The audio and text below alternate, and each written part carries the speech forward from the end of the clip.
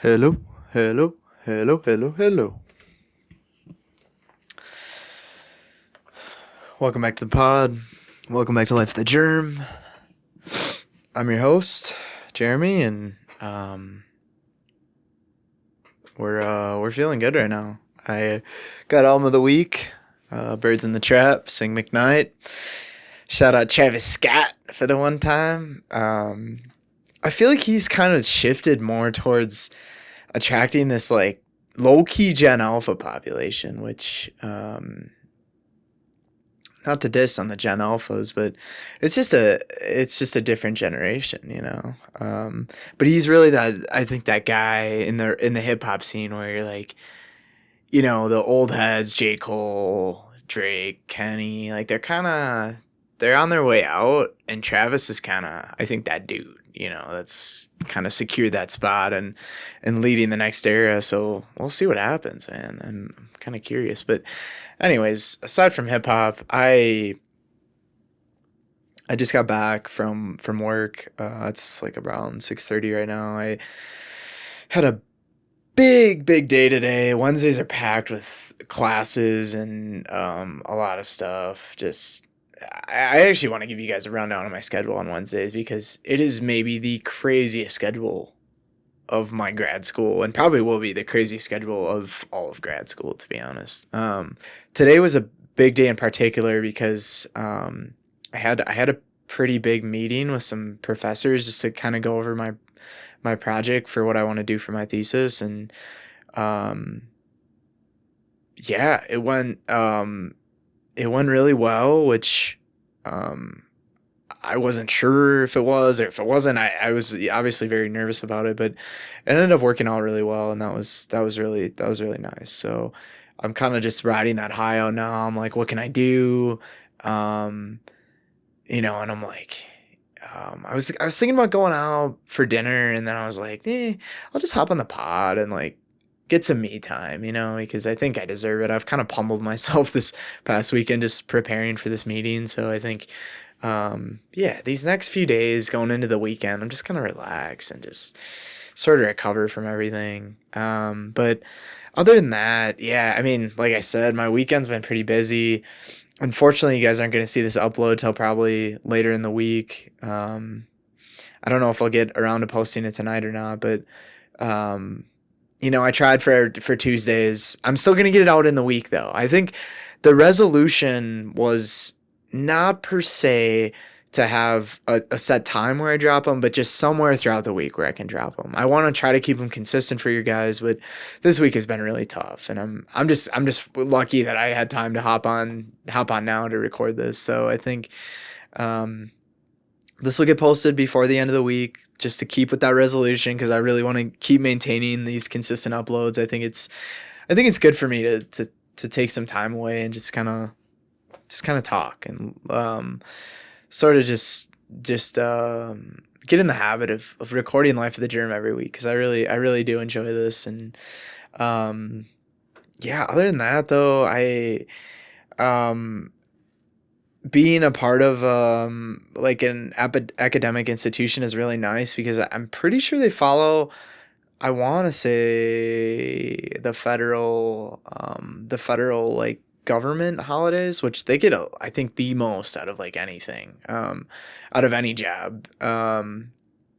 So Monday's actually President's Day, which is I like the stupidest holiday known to man. Like, let's be honest. Like, I just really like there's no Supreme Court Day or Congress Day. It's just President's Day. Like, it's just like stupid. But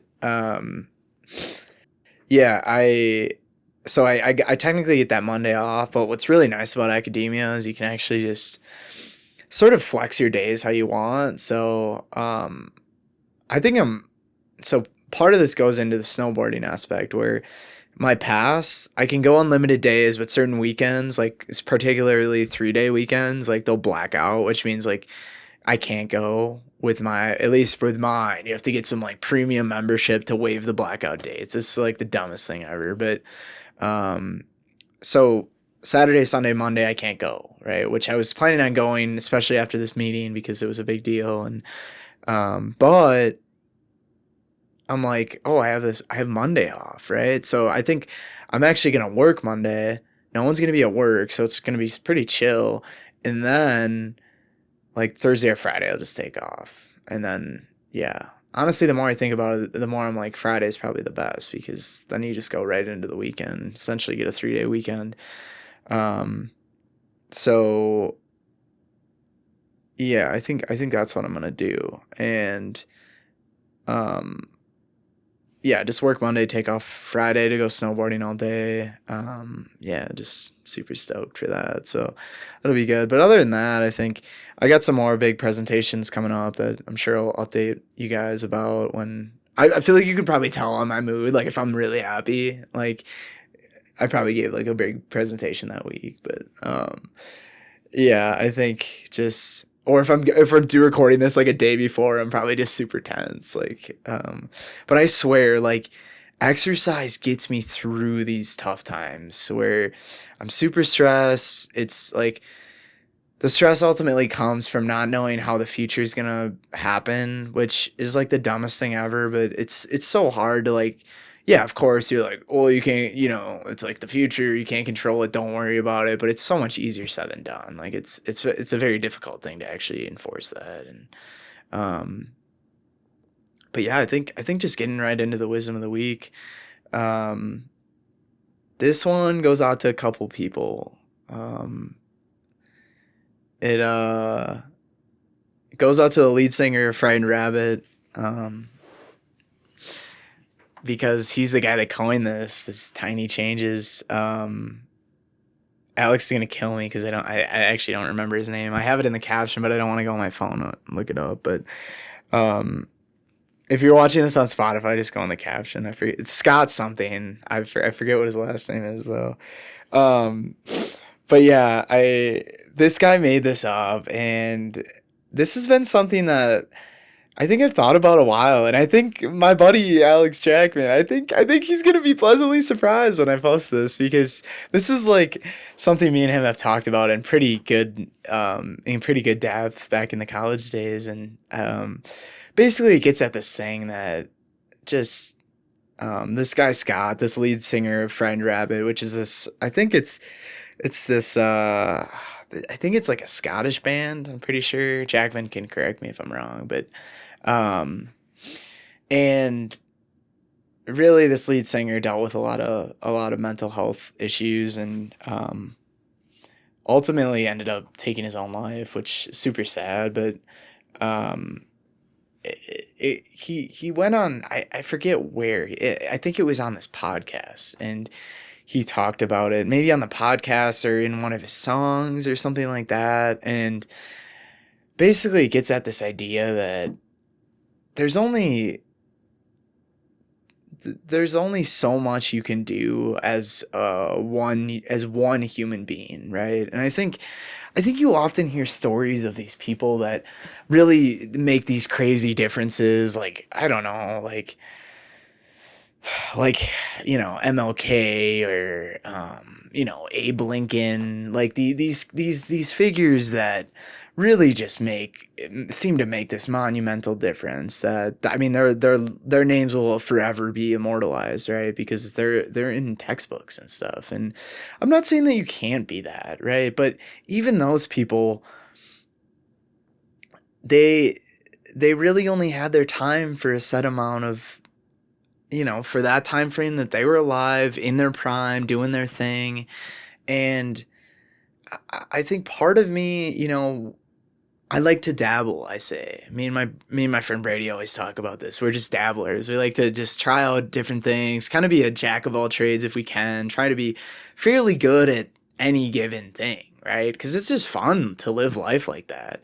But then it also becomes, it's also fun to like really become good at one thing, like in terms of a thesis project, like really becoming an expert on the specific niche of this one little thing. It's just so cool to do that. And I think what this tiny changes really gets at though is this idea and realization that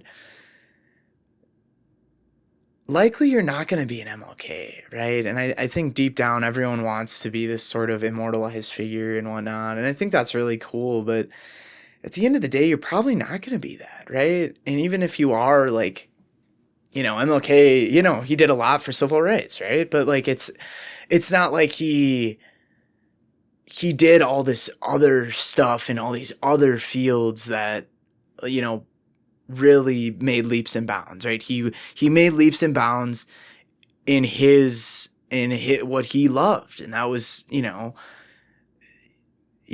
progressing civil rights forward, right? Like that's what he was good at, right? This is just an example, but I think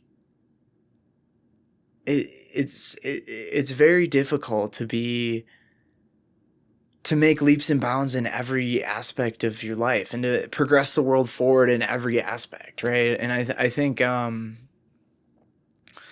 to say that you can't try, but I think this realization kind of hit me for the first time in undergrad, where it's just like you kind of realize funny enough, I tell people, I always tell people that like I've always wanted to do what I'm doing, and I think that's true, but that's not to say I didn't have doubts along the way. And I think while I really liked microbiology and studying cells, I also really took a liking to the environment. And I was actually very close when I went to college and double majoring in environmental studies, or looking into doing some sort of more something environment related, I think, because of course there's this idea that the climate is changing, right? And it's and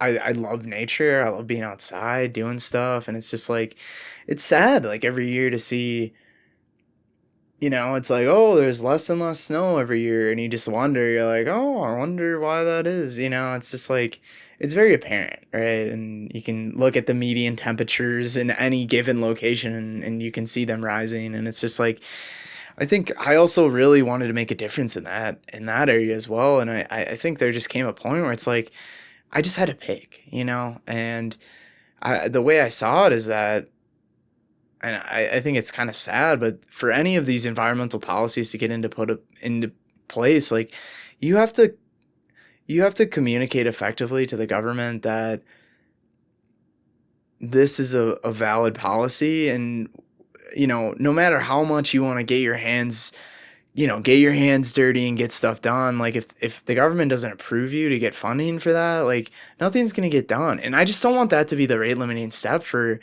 something I make a difference in. And I think that's ultimately why I ended up going into what I do, because for immunology, it's like I think it's, even to the average Joe, it becomes pretty apparent. Like the more we understand about the immune system, the more we're going to be able to extend lives, right? I mean, it's just a direct thing. It doesn't take a rocket scientist to understand that. And I just happen to really like the immune system, and kind of independent from honestly caring a lot about that. I just like all the mechanistic stuff and how complicated it is. Like it's awesome, right? And so I ended up going that route, but I really think there gets at this idea where it's just you can only do so much, and while you're not probably going to make these leaps and bounds before you pass, you can make these tiny changes, right? And I think as I go on in life, I'm starting to realize it's really the little things that recognizing the little things really help you to live the most fulfilled life. And you talk to really old people that have lived a lot of life, and the old people that are happy still at their age when their body is just crippled and it's barely working, they get up every morning and they look around and they're like, oh, like this lighting is nice, or oh, the sunrise is so beautiful, and it's the same thing with this. It's like when I'm retired and I look back on my career, and I'm assuming I stay in research and I progress the field forward a little bit in whatever field I'm an expert in, I'm going to look back and think, I didn't I don't think I'm gonna make these leaps and bounds. It's not gonna be this. Oh, I'm gonna, the way we look at the immune system, Jeremy changed the way you look at the immune system. It's not like gonna be this huge thing, right? And if it is, that's great. That's awesome. But really, in reality, like, I'm gonna look back and be like, if I discovered something new and I progressed my field forward even by the tiniest amount, I showed this. This has never been shown before. I mean, that's cool, right? Because maybe not now, but maybe 100 years from now, especially in research, what's so cool is now people can just scoff at your findings. They're like, this is so boring, stupid, it doesn't matter. I mean, you think about mRNA vaccines, the woman that actually pioneered those studies, showing that mRNA could be delivered in the way that it was in those vaccines. I mean, this is stuff that was published in the, mid 2000s, right? And she applied to grants, and the NIH straight up didn't fund her. Like, I'm pretty sure she lost her lab. Like, that's at least what I remember when I looked into it a little bit. And of course it's a little covered up, but for a while, she was at this Ivy League institution. She lost funding, she got kicked to the curb, and fast forward 20 years, and then they're using her technology, and she's a Nobel Prize winner. It's like, it's just crazy. And I think, and that's a very dramatic example. And I think for me, it's like, yeah, I'm gonna make some changes, and they'll probably, get overlooked. Maybe they will get picked up right away, but they'll probably get overlooked for decades, and then 40, 50 years later, I'm going to look back at those papers, and that's going to just become kind of the standard, and what people do. And I think that's what's cool, is that humans build on top of each other, right? And I think no matter how big or small you contribute to that, it's like the important thing to recognize is that you still did contribute, right? And I really think that's important to keep in mind, that especially I feel like we live in a society, we live in this society where I think especially for Gen Z, there's so much pressure. You see all this stuff on social media, whether it be having a crazy good body by going to the gym, or, being really good at your job, or getting this, these really, really advanced degrees, and like doing all this really cool stuff, traveling to all these really crazy countries. It's like, it's important to just recognize, like, I don't know, a couple weekends ago, I went to Aspen, Colorado. Like, didn't leave the state, drove a couple hours away from Denver, and it was cool. It wasn't this huge deal.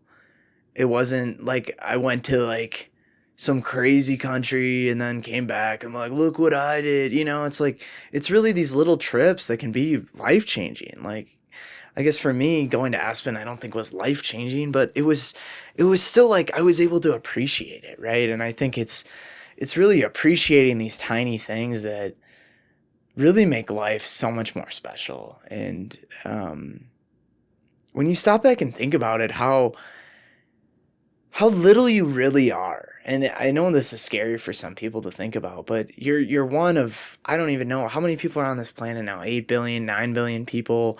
And it's like, you were able to accomplish that today, whatever that is. It could be anything. And I think it's something that, especially in American hustle culture, like a lot of that stuff gets overlooked. And it's like, no, like today, even like every day you progress a little bit more, right? You make a little bit more tiny changes to better yourself, right? And it's just like, yeah, today was a dramatic example of that. It was the culmination of months of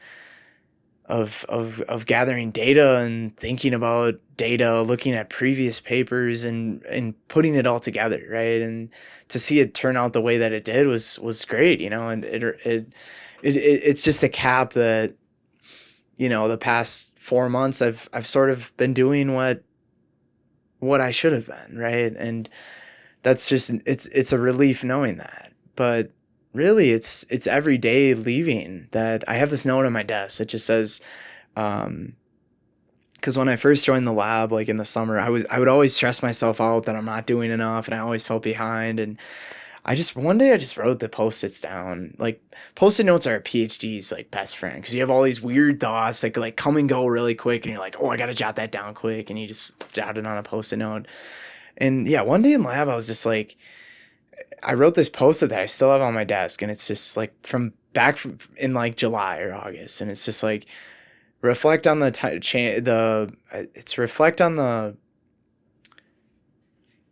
now I'm blanking on exactly what it says, so I'm gonna paraphrase it, but it's something like reflect on the. I honestly, I'm not kidding. I will go in there and I'll update the cover picture of the life of the germ because that would be actually be a sick cover if this is what it actually says. But I'm almost sure it says this is crazy. I'm like just putting this together now, but I think what it says is reflect on the on the small changes you make every day.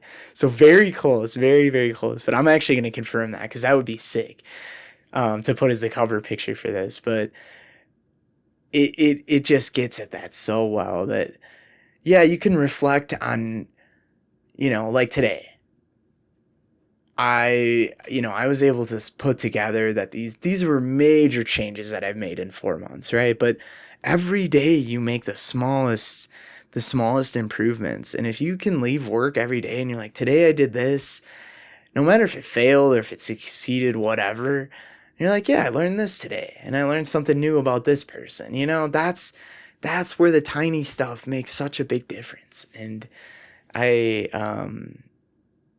I think that's kind of the rundown of the episode. I think at this point I've beaten a dead horse and you guys kind of understand what I'm trying to get at here. But I hope you guys are doing well.